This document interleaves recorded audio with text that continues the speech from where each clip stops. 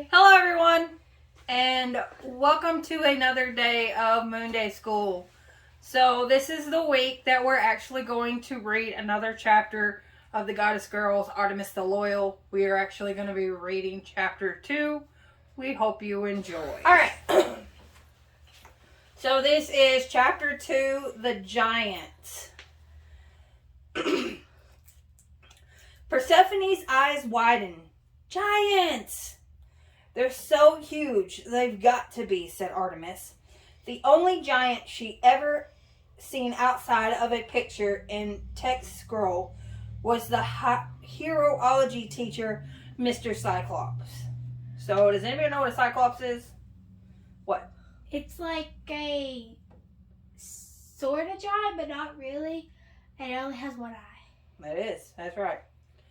But he was shorter than these giants and had only one eye.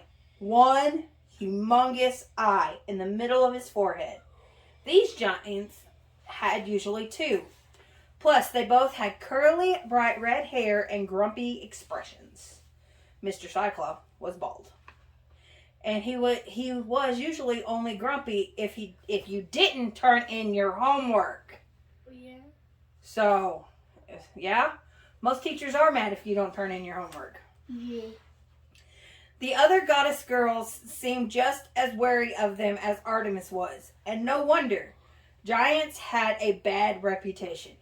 Boom, boom, as two giants stomped onto the field. The ground trembled with every step they took. The sounds echoed across the now quiet sports field. No one moved. The practice games had come to a complete standstill. All eyes riveted on the enormous newcomers. The giants finally halted by the fountain, mere feet from where Artemis, Persephone, and Athena were standing. "We're here for the wrestling," one of them announced. In spite of his big, burly size, his voice was high and girlish. Well, hang on. "We're here for the wrestling." That's actually what he meant to say. Artemis heard some of the boys on the field giggle in a nervous surprise. Otherwise, the giants' words were mere silence. Ares glared at the giants, his arms folded across his chest. Hades and Apollo eyed them with suspicion. There was long history of mistrust between gods and giants. In heroology class, they learned this dated dated back in time in the distant past, when Olympian gods overthrew a group of rulers called the Titans. Because Mr. Cyclops' family had taken the Olympian side of war, Zeus allowed him to teach at MOA.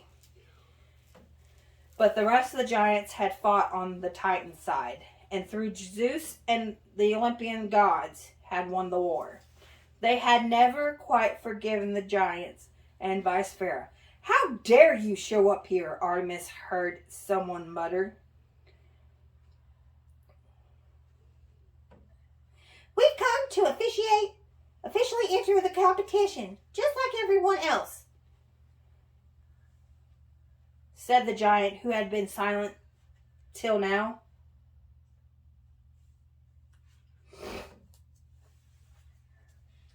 When no one else spoke up, Artemis began to wonder if they were going to stand around like this all day. As far as she knew, there are no exact rules against giants entering the games. So there was only one thing to do. She pointed towards Heracles and the other wrestlers.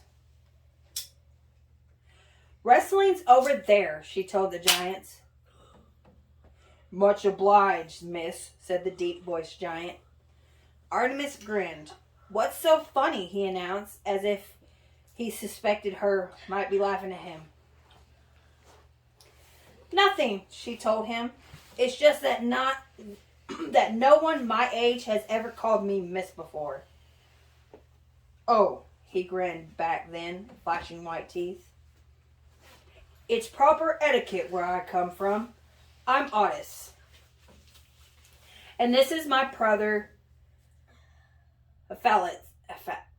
Felix. And you are Artemis. Out of the corner of her eye, she glimpsed Apollo giving her, "What are you doing talking to the giants? Look like him." She been primed to mistrust giants. She imagined them to be ugly and ill-mannered, but Otis seemed very polite.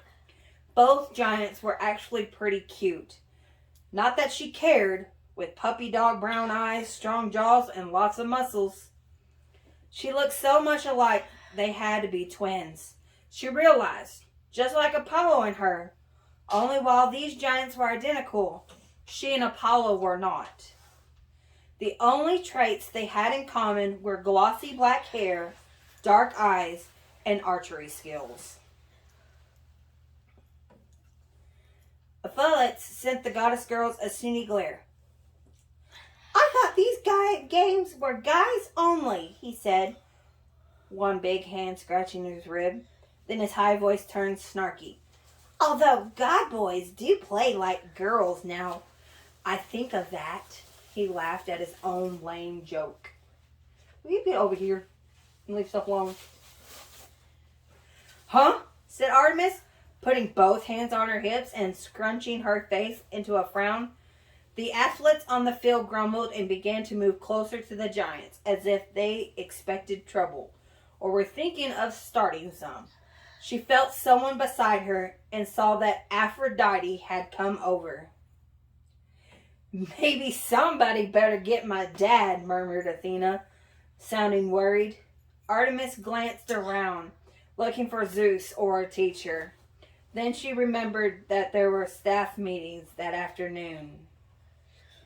"These games, guys only," Aphids repeated with insulting slowness, as if he thought MOA gods and goddesses were not very bright. "In fact, why are you girls even here? Shoo!" He flickered his finger towards the goddess girls as if to sweep them off the field. The girls, and most of the boys too, stared at him,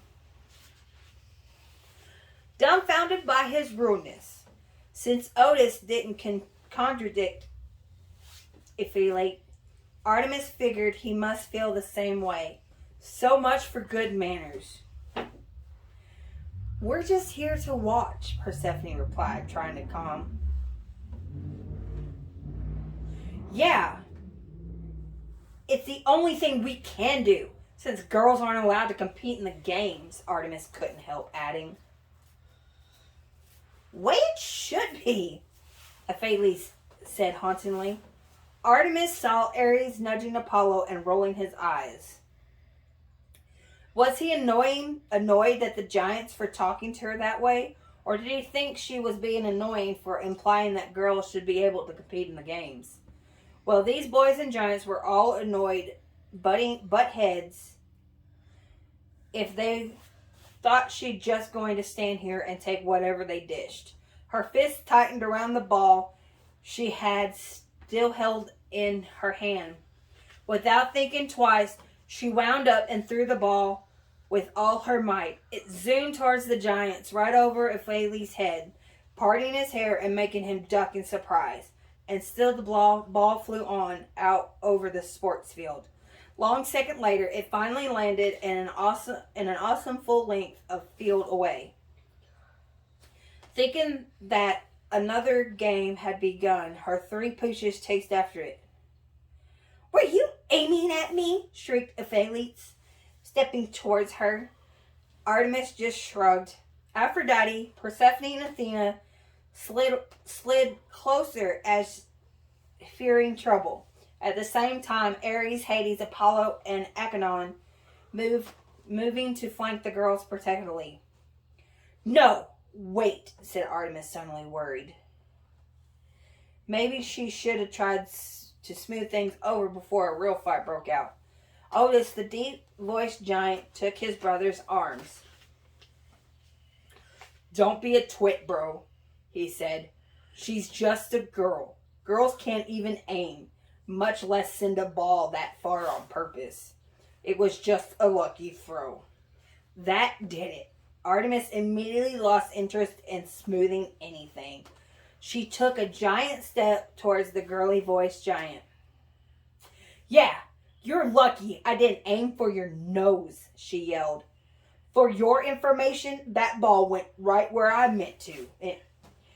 There are plenty of girls at MOA who can throw as well. We'd probably beat half the boys in the games if we were allowed to compete in them." Aphales burst out in a laugh. He elbowed his girls. "Did you hear that, Otis? She thinks girls should be in the games." Between the giggles, he managed to tell her. "There's no way that's gonna happen, girlie. Besides, aren't you worried you mess up your hair?" "Shut it, giant," shouted Ares. He pushed his way to the front of the crowd till he was standing nose to belt buckle with the giant. "You can't talk to her that way." Zeus commanded that the games be boys only, as it is right. But you're only a guest here, only giants. We're the gods and we rule. So don't try to boss us around, not even the girls. Aphales' eyes flashed. "Oh, yeah?" "Yeah," said Ares scowled. "Uh-oh," Artemis heard Aphrodite saying. "I know that look on Artemis's face. When he gets mad, it's war." In a show of solidarity, a dozen other MOA boys, Apollo, Hades, Acheron, and Poseidon amongst them, stepped up beside Ares. Probably most of the boys at the academy agreed with the boys-only Olympic rule. But if anyone was going to make fun of Artemis' idea, the boys wanted it to be them, not these outsiders. "You leave my sister alone," Apollo said, daring to give the giant's belly a hard jab with the tip of his finger. Artemis would have appreciated him coming to her defense more if she thought that he saw her side of things. But she had feelings he didn't. "Stop this," Persephone called, as things heated up even more. The boys and the giants ignored her as they circled around each other, eyes glaring and fists tightening. Artemis didn't see who threw the first punch, but as soon as it happened, a huge fight broke out. And we know not to fight at school, correct? Yeah, don't fight. Yeah. The giants were fierce brawlers, standing back to back. They landed blows, knocking several boys out like toothpicks. Ares placed a kick to Otis's shin as the giants roared in pain and hopped on one foot. Apollo aimed a kick at his other shin, but before he could connect, Aphrodite snatched Apollo up by the back of his tunic so his feet dangled off the ground. "You leave my brother alone," Artemis shouted in alarm, summing up the bravery she was famed for. She doubled up her fist and then took a step towards the giants. Aphrodite grinned down at her. "You gonna do his fighting for him?" Artemis stuck out her chin. "If I have to." She automatically reached over her shoulder for a magic arrow. Then remembered she left her quiver and bow back in the dorm because she'd been in a hurry to get here. It was one of the rare times she had gone off without them. The giant snorted. "Sorry, I don't fight girls, or boys who let girls do their fighting for them." He lowered Apollo until he was about a foot off the ground, and then dropped him so he'd tumble to his knees. "Run to your big, strong sister now," he said, patting him on the head, "so she can protect you."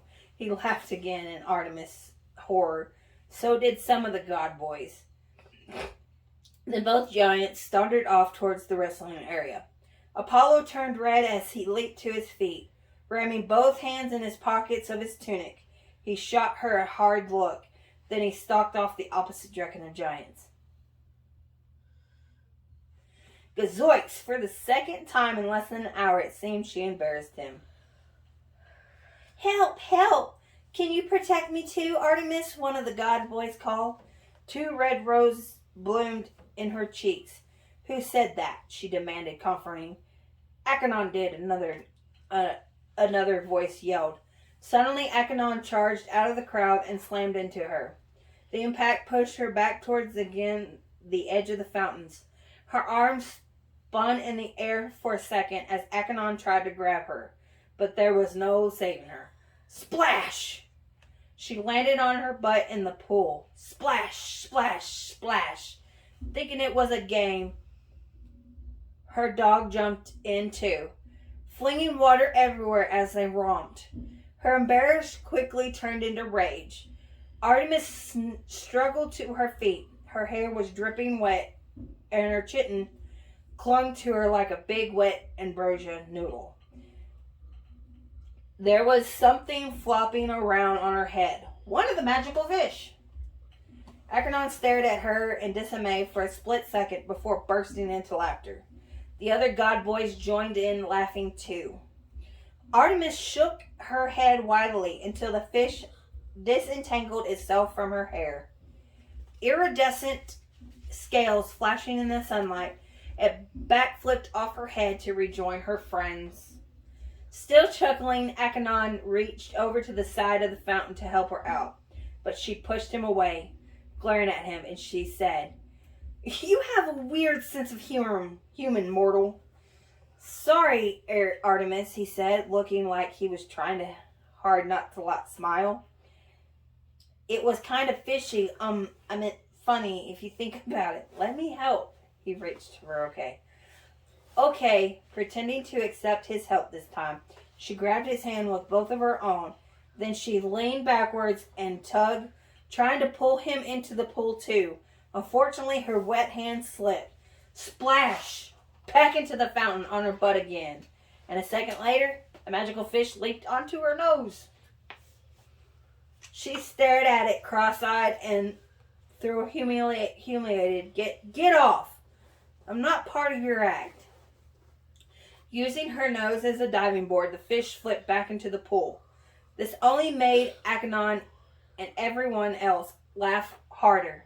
Her eyes darted fire at him, as if she scrambled to her feet again and climbed over the side of the fountain. "Never mind him," Aphrodite said, rushing forward. She and Athena took Artemis's arms and tugged her away before she could give Achenon the thrashing he deserved. "Never mind any of them," said Athena, glaring at the crowd and the giants over the field, who also appeared to be watching. "Let's just go," Persephone said slyly. "You can change clothes back at the dorm." Too angry to see reason, Artemis pulled away. Her blue-black eyes drilled into Achenon's gray ones.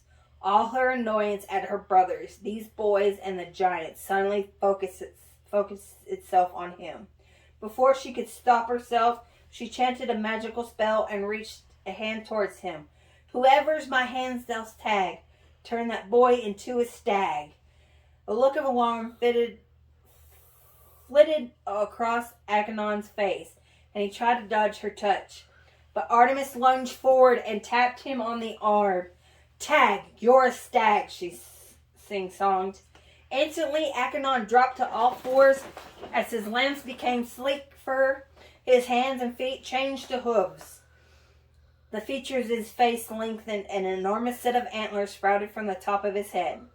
When the change was complete, Achenon the stag gave a bleat and leaped away. Immediately, Artemis's dogs gave chase, thinking this was some new game. To her surprise, her dogs weren't the only ones who gave chase.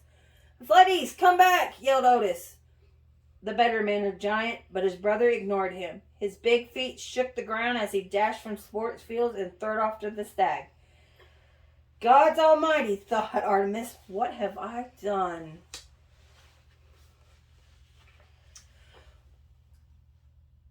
Well, that's the end of chapter 2. We are going to the devotional. Hey kids, would you like to say something? Yes. So, if you want to keep up with what's going on with Moon Day School, and you want to keep up with the book and let the kids listen to it and read along, hit the subscription button. Hit the notification bell. And the like button. Okay. We'll see you all next time. Bye.